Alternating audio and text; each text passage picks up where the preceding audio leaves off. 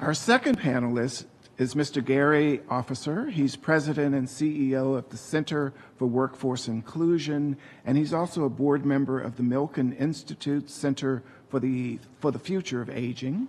He's a nationally and internationally recognized expert in promoting inclusive social and economic opportunities for older adults. And he will share his experiences in founding and leading the Center for Workforce Inclusion, as well as his work with the Milken Institute. He will discuss key perspectives on workforce development, intergenerational talent, and empowering older workers through skill development and career pathways. His insights will enhance our dialogue about creating inclusive labor markets that value contributions from all generations. Gary? Thank you, Edwin, and thank you to members of the NGO Committee on Aging of the United Nations for convening today's important gathering. I'd like to recognize, before she leaves, Professor Takamura, who I have followed for quite some time when she worked at the U.S. Department of Health and Human Services. She's about to leave, but I've always appreciated her leadership in the arena of aging. Also to my friend Edwin Walker.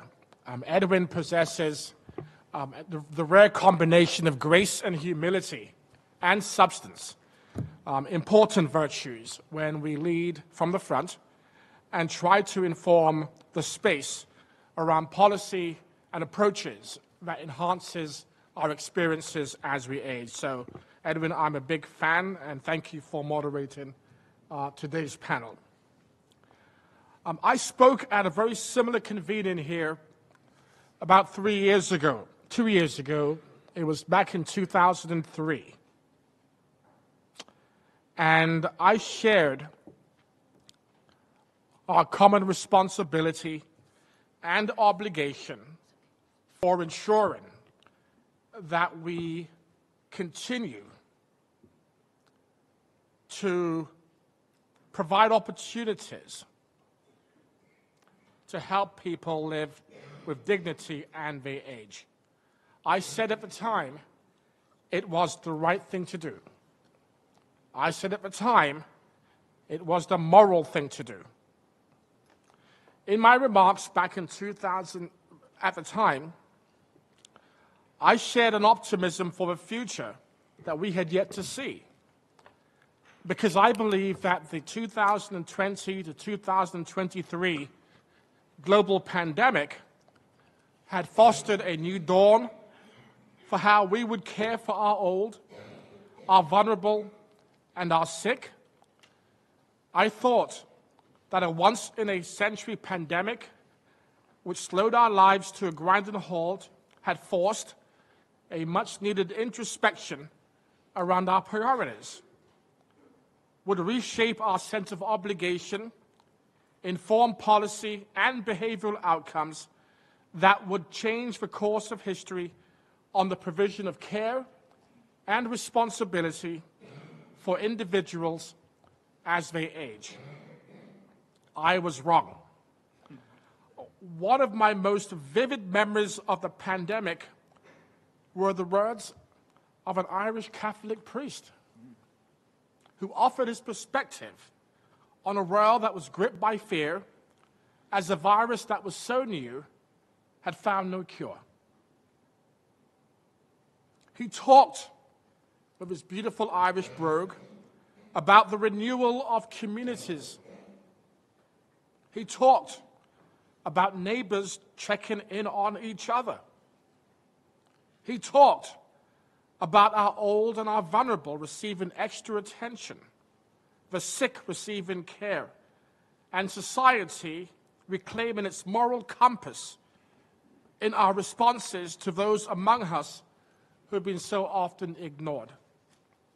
He described the clearing of the skies in cities across China, which had filled with smog, and of residents across India hearing the birds sing for the first time because the streets were cleared of cars.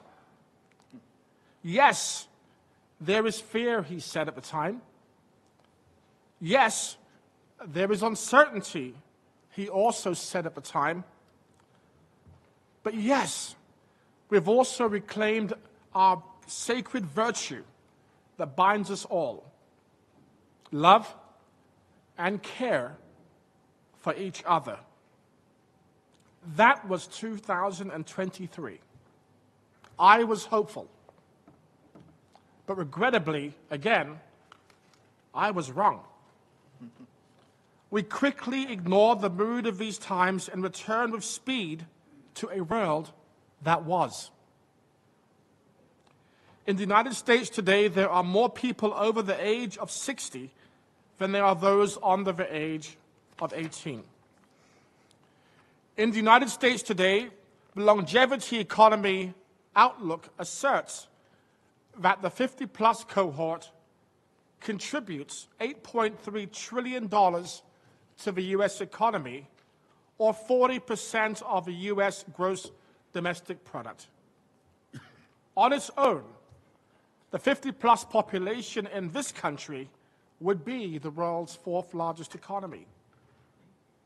Yet, in the workforce where we have observed the most significant barriers for Americans, and this will have implications for many of us as we age well and as we seek to live longer.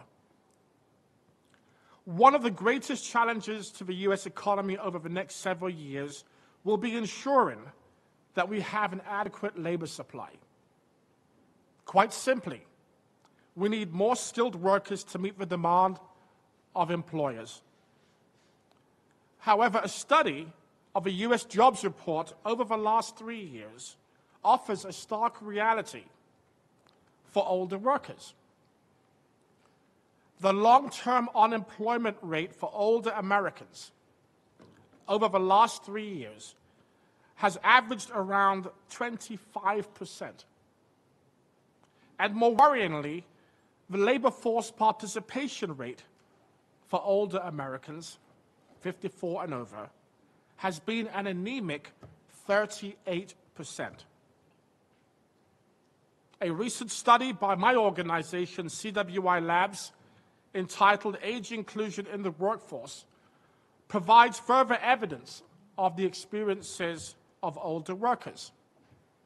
We found there was eagerness to contribute to an intergenerational workforce. Yet we also found expressions of ageism, microaggression, and misconceptions that hinder their ability to find work. We also found that 81% of older workers in this country believed employers favor younger applicants, and 59% felt that their age has created obstacles in their search for a new job. We found that 28% of older workers witnessed age-related microaggressions, and 19% found that they had experienced it firsthand from younger colleagues.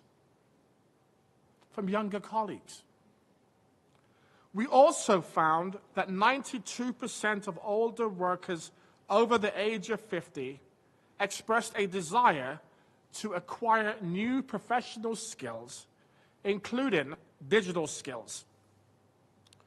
So what is the economic implications of age discrimination in this country? It is significant. The AARP has found that age discrimination in the United States costs this economy $850 billion in GDP annually, and this number could rise to $3.9 trillion by 2050. With forced retirements and the experiences of older women in the workforce being forced out as the biggest contributing factors.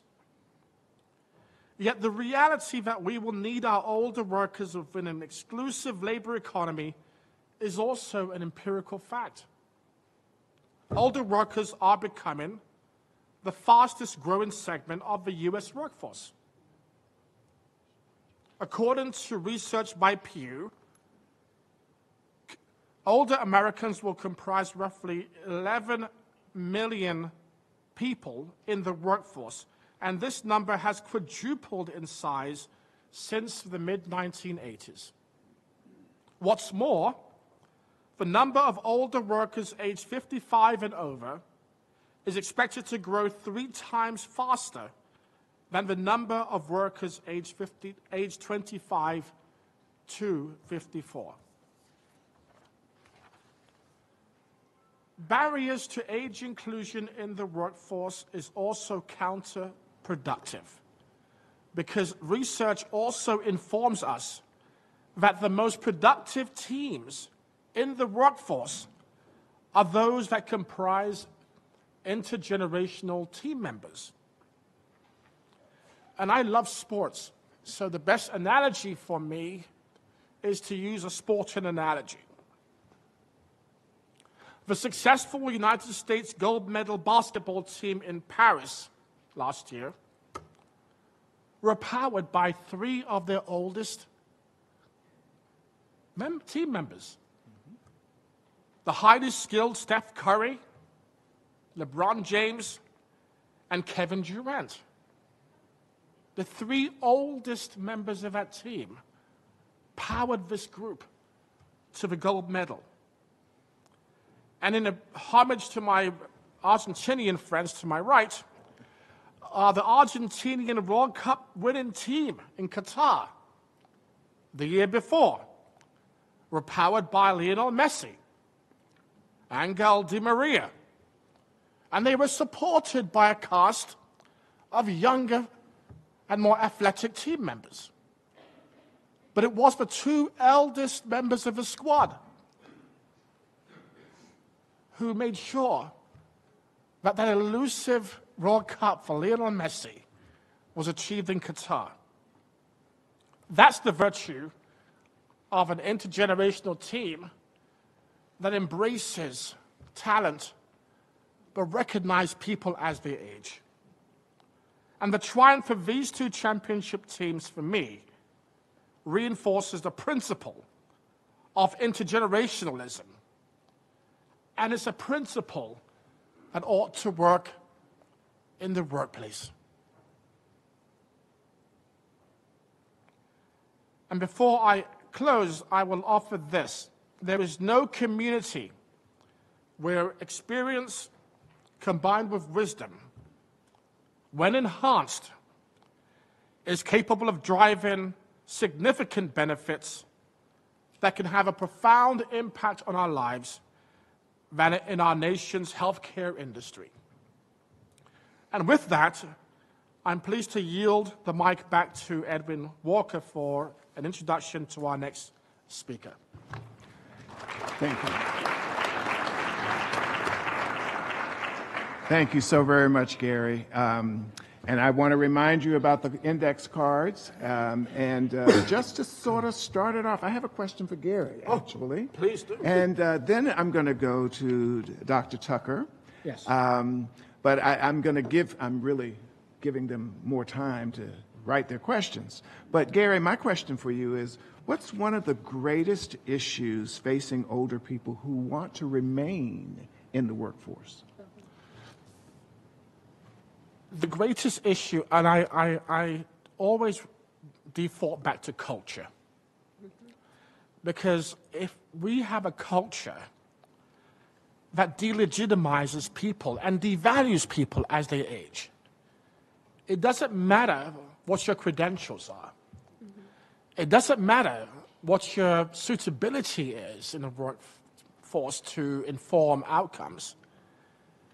If the 30-year-old hiring manager sees in an applicant his aunt or his uncle, what is the likelihood of that 30-year-old hiring manager hiring his aunt or his uncle? I think it first begins with culture. And we have a habit in this country, and other countries too, of hiring people who are just like us. Hiring people that we would want to hang out with on a Friday at the happy hour, because they can relate to each other on that basis. So I think culture is one of our biggest obstacles. So I'm going to sort of go in the converse manner. Yes. So what are the benefits of including opportunities for older people to remain engaged in the workforce? There are two benefits. There is something called the economic necessity. When you have an environment over the last few years, when we've had more jobs than we've had job seekers, when we've had a talent deficit, and at the same time, the long-term unemployment rate for older Americans is 25%, when the labor force participation rate for older Americans is 38%, when businesses are crying out for skills and talent, there is a community, a demographic in this country that have all the requisite qualities to contribute in a way that can help support success and results on a team. So I think the case is pretty self-apparent. Thank you so very much.